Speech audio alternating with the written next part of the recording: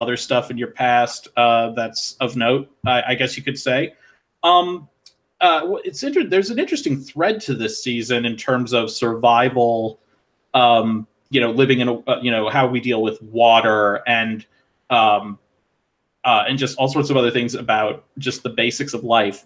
What led to that thread, to the decision to do that thread this season?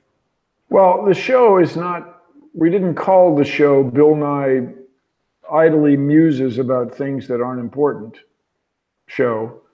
It saves the world, for crying out loud. So we address big issues. The world. I mean, not the county. The whole freaking world. So that's why we take on these big issues, or we take on the big issues because the big issues are worthy of being taken on. Was there a specific episode this season that you found yourself very passionate about more than the others in terms of just how you feel the subject matter was necessary in changing our world for the better? Well, they're all important to me. I mean, cybersecurity is very important. Future of food is very important to me. Marijuana is a very important thing. It's got to be sorted out by our society, how we're going to address it legally and so on. And then the one about time travel was just fun. Come on, we had the well-crafted, welded river of time. I mean, it was fabulous. And the anchor boots of now. Come on, that was hilarious. No, that was great. What I'm wondering, so in addition to this show, you also hosted, of course, Bill Nye the Science Guy in the 90s, which was a staple of my television growing up. It introduced me to the beauty of Seattle, that and Frasier. They came to Seattle once. That show came to Seattle once. All those years, you were there working all the time. That's right. They copied everything we did.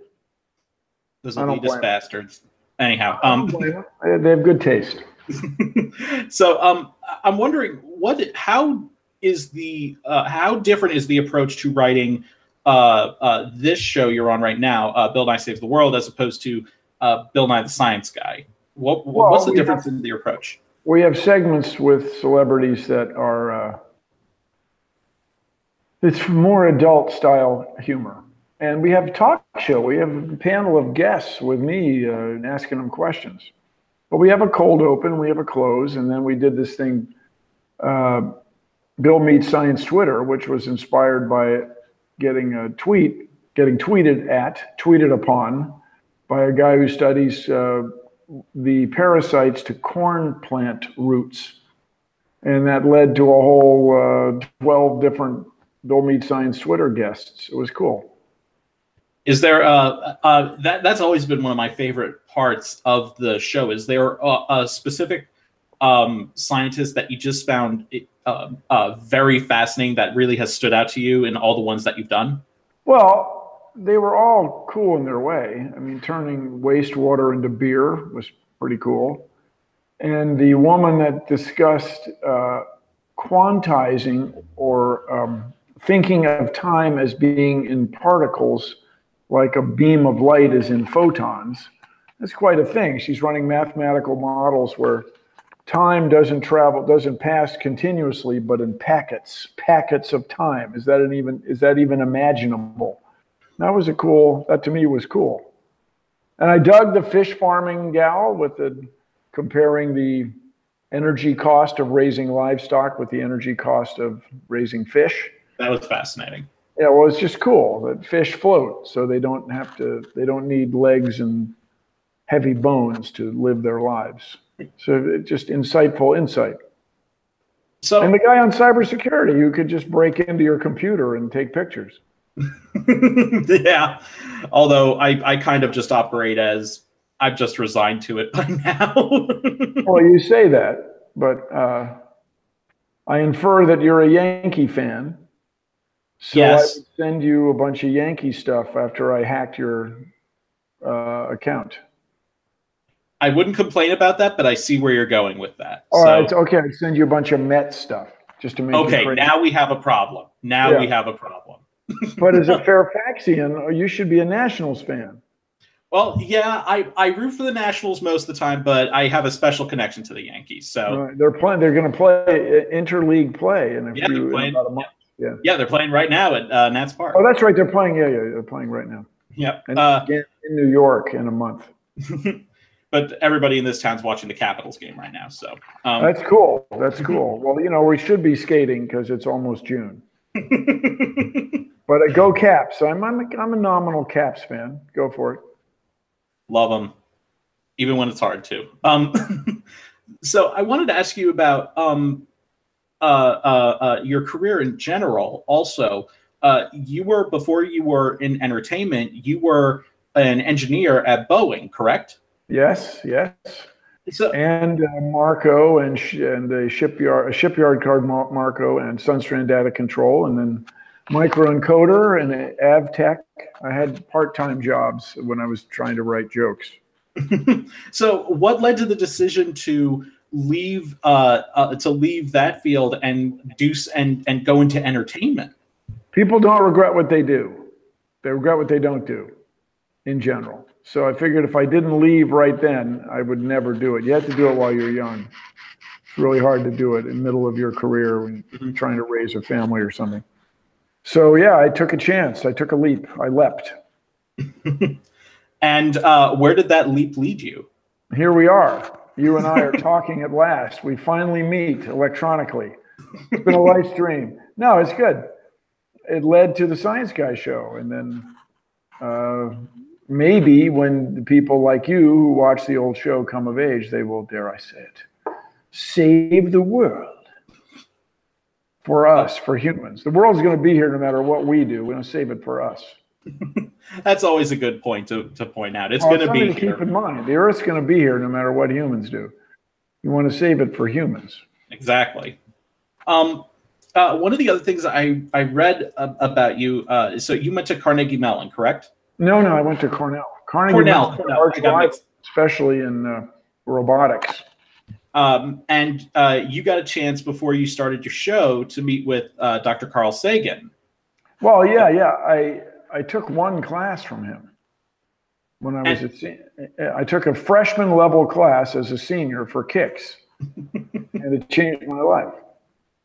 And it did. And from what I read, did you ask him anything about? Well, my 10th reunion. Yeah. I went to my 10th reunion, and I made arrangements to meet with him for 5 minutes.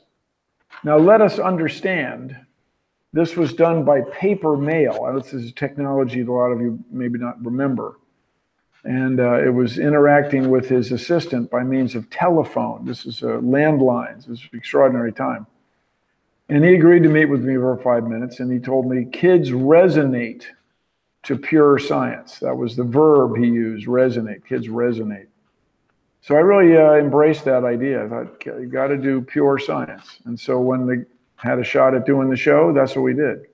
The fundamentals of science that everybody should have a grasp of as a literate member of our society. And I just remember that so vividly, dealing with, those broad subjects of electricity, light and color, outer space. I remember those so vividly, and those hooked me in. Good. And look at you now. You depend on electronics for your livelihood. Absolutely. No Michael Faraday, no Skype, people. Nope, none of that. Somebody else may have discovered it, but we credit it to Michael Faraday. So one other thing I'm curious about is your, I don't want to say comeback, because you've never gone away, but I remember you had the TV show in the 90s, and then at least I didn't see you around except for BattleBots on Comedy Central. That's right, BattleBots. But I did The Eyes of Nye at a PBS station in Seattle, and I did the 100 Greatest Discoveries. I did the 100 Greatest Inventions. Then I did a thing called Stuff Happens. And, I've been bouncing around television for decades, but Netflix is king of the hill these days. They have resources. They got means to monitor what people are watching, and so they can tune their programming to what viewers want. And so they approached me and said, "You want to do a show?" I said, "Heck yes, peoples." And here we are. Oh, I wrote 3 New York Times best-selling books, BT Dubs. Oh, okay. Okay. That is that a new publication or? No, Undeniable was about evolution. Unstoppable is about how we're going to harness energy to make a better world for all humankind. And then Everything All at Once is sort of Bill's lifestyle manifesto. Do this, everyone. It's all about the Enlightenment. It's all about the thinking that you can use rational thought to make good decisions about truth or facts in nature, or about how to construct a government that will last for centuries. Well, what I was going to get to was that it seems like this whole, like, at least in my view of things, you really came back into this grand role. I want to say maybe about, maybe 5 to 10 years ago, when you started turning up, about, especially when talks would come about climate change. Oh, yes. And I went head to head with Joe Bastardi in 2008. Mm-hmm. And yeah, he was dismissive, and Bill O'Reilly was still, before he had been discredited and kicked off the air. We had an argument, a discussion about climate change, and I realized that Joe Bastardi has, although he has a degree in meteorology, has trouble grasping the idea that since carbon dioxide is a very small fraction of the world's atmosphere, the Earth's atmosphere, it has a very big effect. He apparently can't get his head around that. So I offered him 2 $10,000 bets. And I chose $10,000 because that's what that's what Mitt Romney was going to bet Rick Perry. And Rick Perry's, if you remember, he's now head of the Department of Energy. Yeah. But he was governor of Texas at that time. But as a civil servant, you can't throw around $10,000. But that aside, Joe Bastardi would not take either bet, nor would Mark Morano. 2010, 2020 is the hottest decade on record, and 2016 at that time would be the hottest year on record. But stay tuned, as El Nino revs back up, we could get another hottest year before the end of 2020. Oh, it's going to be exciting. Oh, it's going to be great. I'm just going to stay indoors the whole time.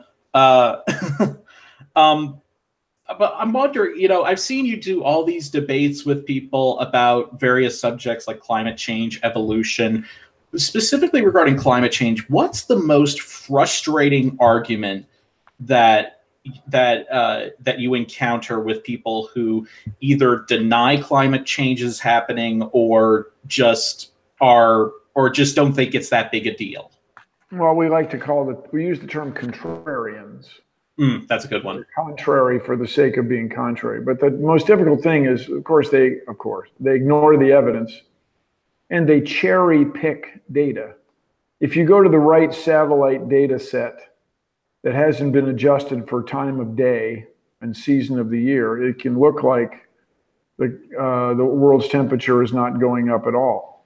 But if you take it all into account, you can see the world's temperature is going up. Now, I wrote my first kids book in 1993. You said you saw me at a book signing in Arlington, or someplace, right? Arlington, Virginia. Yep. Probably was this book called Great Big Blast of Science. Bill Nye. Yes, it was. Yes. And that book is dated now. It has demonstrations that would be routine now. But there's a demonstration in 1993 about the greenhouse effect.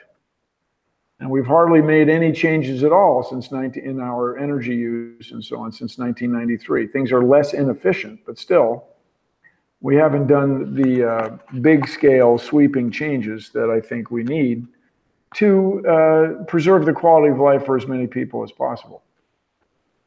What about evolution? What's the most frustrating argument you encounter with when you debate people about evolution? Well, the argument's pretty thin. The other side has no evidence. They just in the thing with Ken Ham, he has a book written 5,000 years ago, translated into English, that he somehow perceives as a textbook about the history of the Earth.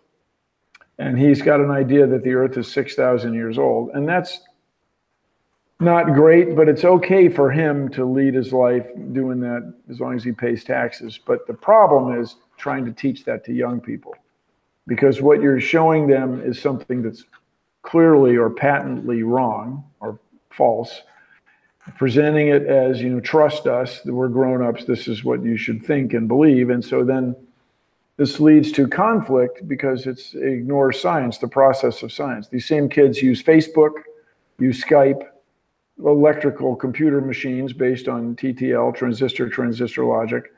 And yet somebody's telling them that everything else they observe in nature is wrong, like rocks in Kentucky with shelled ancient sea creatures fossilized, and so on and so on. So it's the kids that are really the concern there. I just want to bring this back around a bit to entertainment. We are an entertainment site, so, need to bring it back to the glitz and glam. One of the great things about Bill Nye the Science Guy, in addition to how much it taught so many people, was you got a ton of Emmy recognition for it. I think I counted it. I think you won 7 Emmys. I won 7. The show won 19. 19. Yeah. And what was it like that first time when you were there accepting an Emmy for that? What was that experience like? Well, it was cool, but I had memorized a speech. Looking back, since you asked, it's a blur, as they say. I had memorized a speech that I wanted to thank the producers, Jim and Aaron. I did, okay. But I got it done. What you want at an award show, as I look back, you want to find out how the person feels. Mm-hmm. And I felt really great, but very tired. I mean, we were shooting the show. I had a big difficulty with sleep deprivation. That's just to say we would shoot 14 hours a day. I was living by myself. And, wow. Cooking and getting the laundry done and so on was not straightforward. But I just remember going, wow, if I am somebody, I finally made it. And this is back in the day when Dick Clark was still the producer of award shows like the daytime Emmys. So because I had memorized the speech and delivered it pretty much the way I had written it, I finished in, picking up 27 seconds instead of 30. I didn't have to be played off by the piano somebody or other. And Dick Clark comes out, he's wearing the headset with a clipboard. He pats me on the shoulder. Good job. Good job. And he's gone. Dick Clark said I did a good job. Wow, man. Now, for some of you viewers, you may not remember who Dick Clark was, but he was a very significant guy in broadcasting, and he invented or is credited with hosting the show American Bandstand, which is how many rock and roll bands got their start. It's like a comedian doing the Tonight Show. It was a big deal for a rock and roll band. And he also helped turn the Golden Globes into what they've become as well. Well, he did. He was a huge producer. He's very thoughtful about what people like to watch on the TV. People like to watch people. That's what it's all about. Exactly. So just one last question. It seems like bow ties are becoming much more an in fashion thing. It's all me. It's me. That's what I was wondering. Is it? Do you just want to take credit for that right here? Oh, completely? Sure. Of course I do. Okay. No, here's what happens. When you wear a bow tie, it does not slip into the soup. It doesn't fall into your flask. Oh my God, I don't know why I've never thought of that before. And when a guy's dressed up, what's he do? He wears a tuxedo. You wear a tuxedo, you wear a bow tie. Right, there you are. Yeah. Now, once in a while, you'll see some big-time celebrity with a straight tie tied in an asymmetrical single Windsor or cravat knot. Okay. I mean, all right. You're too hip. Fine. I'm going to be dressed up. Wear a bow tie with my tuxedo. And another thing, I'll just tell you, my policy, when I wear a bow tie and a tuxedo, I wear a shirt. It's just a thing. Okay, I just got to make sure I take a note of that because I think that's why I've been thrown out of several establishments. Yeah, it will be. It could be among the reasons, certainly in the top 5 reasons. Yeah. Well, I could pull it off. You know, I work out, sure, but I just think it would be unsettling for a lot of viewers. Well, Bill, thank you so much for this. This has been great. The new season of Bill Nye Saves the World is on Netflix, and we wish you all the best this Emmy season. Thank you. Carry on. Let's save the world. Save the world.